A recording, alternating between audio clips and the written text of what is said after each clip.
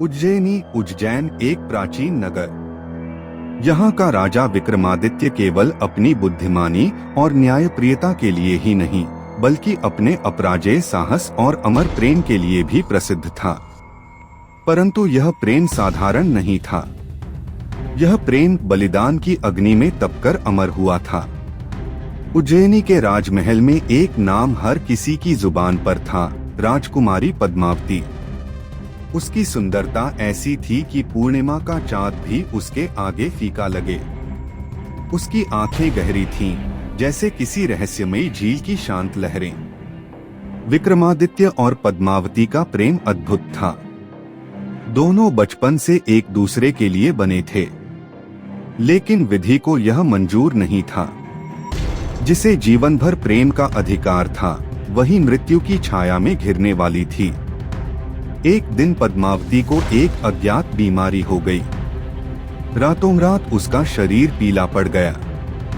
उसकी आंखों की चमक मंद पड़ने लगी। राजवैद्यों ने हर उपाय कर लिया, लेकिन कोई भी औषधि काम नहीं कर रही थी। महल में सन्नाटा पसर गया।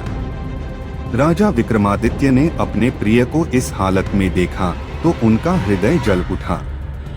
लेकिन तभी एक बूढ़े साधु ने कहा, राजन, केवल एक औषधि है जो राजकुमारी को बचा सकती है। लेकिन वह औषधि दूर पश्चिम के घने जंगलों में राक्षसों और क्रूर योद्धाओं के बीच स्थित गंधार राज में मिलती है। यह सुनते ही विक्रम ने बिना एक क्षण गवाए कहा, मैं अपनी प्राणप्रिय के लिए मृत्यु से भी टकरा जाऊंगा। राजा विक्रम अपने घोड़े पर सवार होकर पश्चिम की ओर चल पड़े। रास्ता आसान नहीं था। घने जंगल, जहां हर तरफ अजीब अजीब आवाजें आती थीं। रक्तपिपासु डाकू जो यात्रियों को लूटकर मार डालते थे।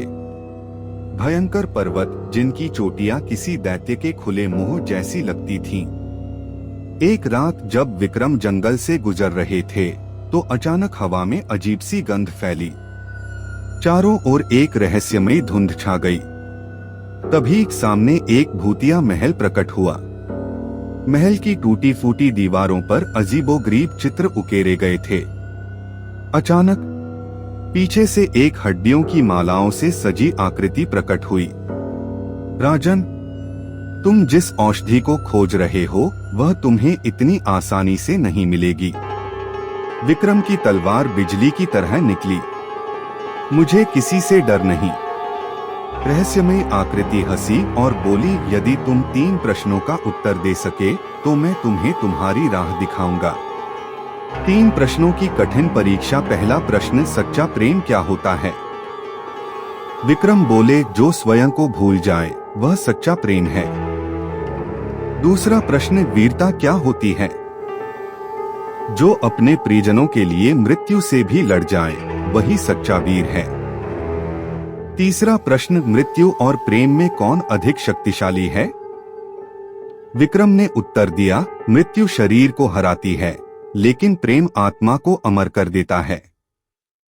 महल की दीवारें हिलने लगीं। रहस्यमयी आकृति गायब हो गई और एक गुप्त मार्ग प्रकट हुआ। अब विक्रम को आगे बढ़ने का रास्ता मिल चुका था।